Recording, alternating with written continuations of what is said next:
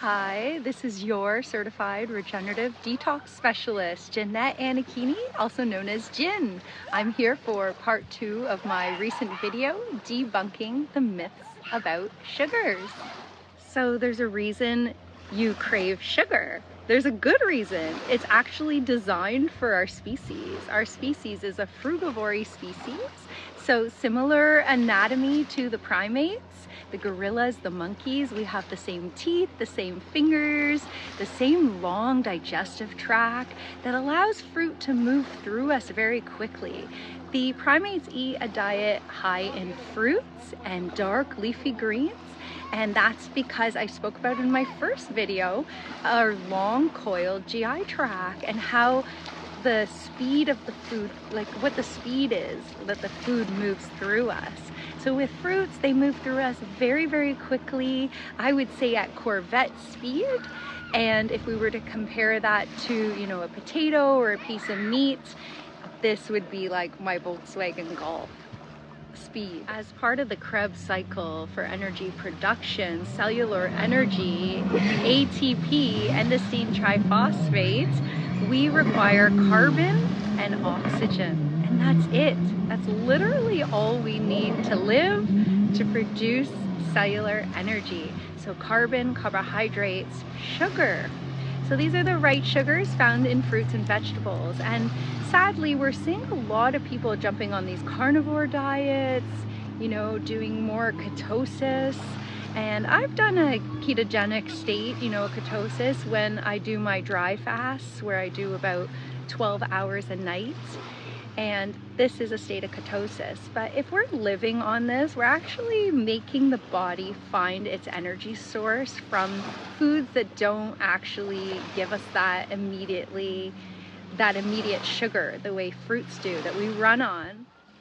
So in essence, the body has to now digest, say, fat or protein, which takes a lot of energy away from you, by the way. 80% of our energy goes to digestion when we're digesting foods that are dense in chemistry, unlike fruits, berries, melons, for example. And so now the body needs to break these foods down into sugars to create cellular energy. And this is what they call impure fat burning. So if we're just eating, say, all meat, well, we're actually forcing the body to use so much energy to gain the sugars, but it creates a lot of acidosis. Ketosis is an acidic state, and when I see people doing this for, say, a year at a time, they are burning up. Talking about our anatomy, these fingers are designed to pick and peel fruit, and the hardcore protein advocates, who majority of the health industry is pushing protein, they will say, no, actually the monkeys eat bugs and they get protein there. Well, that's only when they're pushed up into the mountains and they don't have access to fruit. They're actually forced to eat what they can. So that is an argument that can come up to help people to reinforce their beliefs, but it's a limiting belief. One can heal all states of dis-ease, or at least 99% of them, on a high fruitarian lifestyle of abundance. The fruits moving through us so easily cleanse and purify the colon, the GI tract being so important to our health, as we know. A lot of people getting confused and going on and on about the gut microbiome.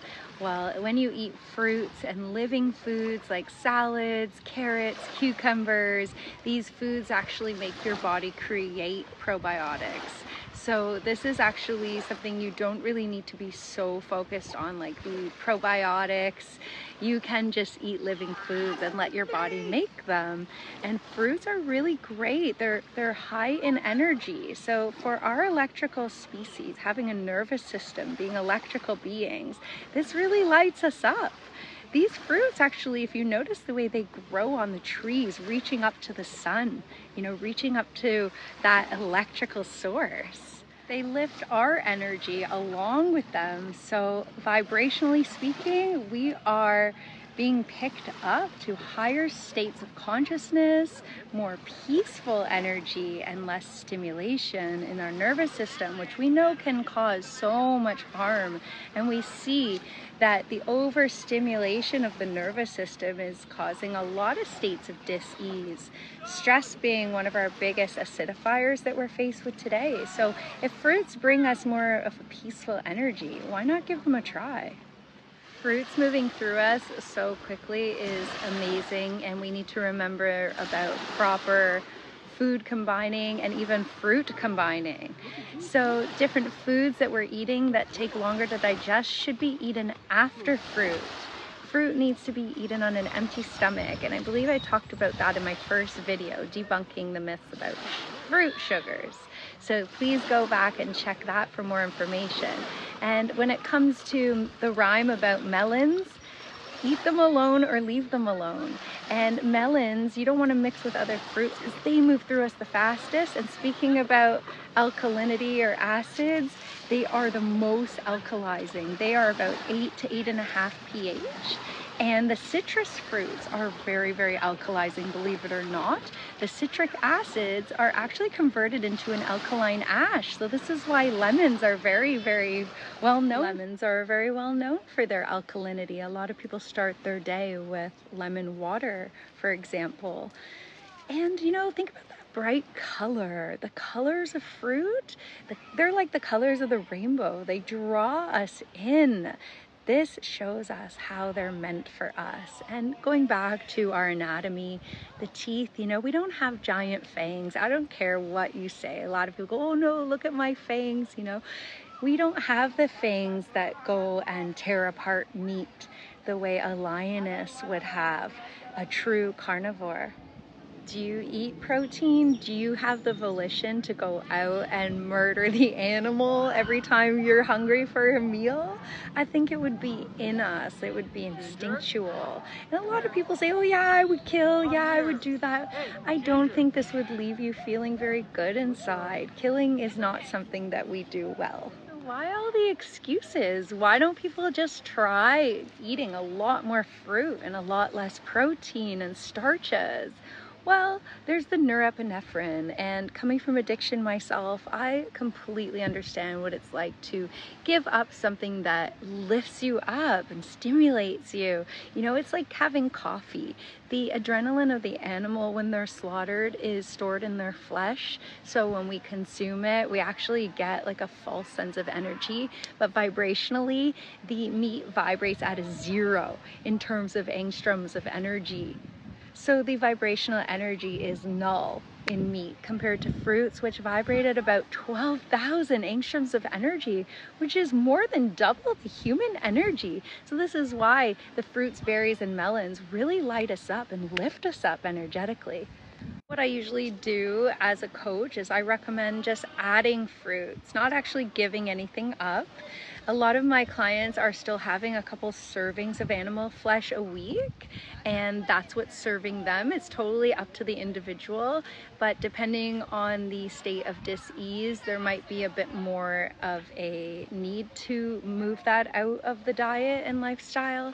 And for myself, I'm actually just balancing out my emotional body right now, my mental body, working with my spiritual body, and I've been enjoying starches quite a lot, to the point where I'm holding on to more waste. So when I was eating more fruits, berries, and melons, because I didn't have so many acids back then when I was eating all my fruits and salads, my body didn't have the need to dilute those acids, which are hot, inflammatory, corrosive, and it's just a safety mechanism when the body stores fat and uses the water, because it's just diluting the inflammatory acids, right? So acids in chemistry are hot, inflammatory, corrosive. The name acids or acidosis could be used interchangeably with itis and inflammation. All three words mean the same thing. Of course, I eat fruit every day. I start my day with fruit. Lately, it's been watermelon. We're so lucky to have good watermelons right now here in Toronto this summer. And yeah, of course, like eating the starches, it's a little excessive, you know. Those are the sugars that are the dye and the polysaccharides I talked about in my first video. You know, many sugars requiring a lot of pancreatic action to convert into cellular energy, you know, but sometimes the mental body, the emotional body just needs what it needs. And it's good to have a lot of love and compassion for yourself doing this. Just making sure to have as much fruit as possible and just knowing the difference, you know, just empowering yourself with knowing the differences of the types of sugar is really great, I would say. So I'm so happy that you tuned in today. I find with the starches, you know, sometimes I don't know when to stop eating them and they're very addictive. Whereas with the fruit, you can put yourself a big fruit platter and you will never overeat on it. I think that's another thing that I really miss about living my high fruitarian lifestyle of abundance, is just how, like, you know, soothing I felt around food. Like I never felt out of control. Just like with salty foods, you know, you kind of always want to keep going back. And with starches, you know, you have the risk of the fermentation, the yeast, the fungus that comes along with them. So definitely being aware of the differences in, you know, a piece of bread, which would have like 100 times more sugar than eating a whole watermelon, for example. So I hope you'll try some more alkalizing, hydrating fruit that's going to move your lymph, move out acids, move out toxins, and give you that peaceful, calm nervous system that you completely deserve in this lifetime. I'm wishing you so much love and thank you so much for being with me today.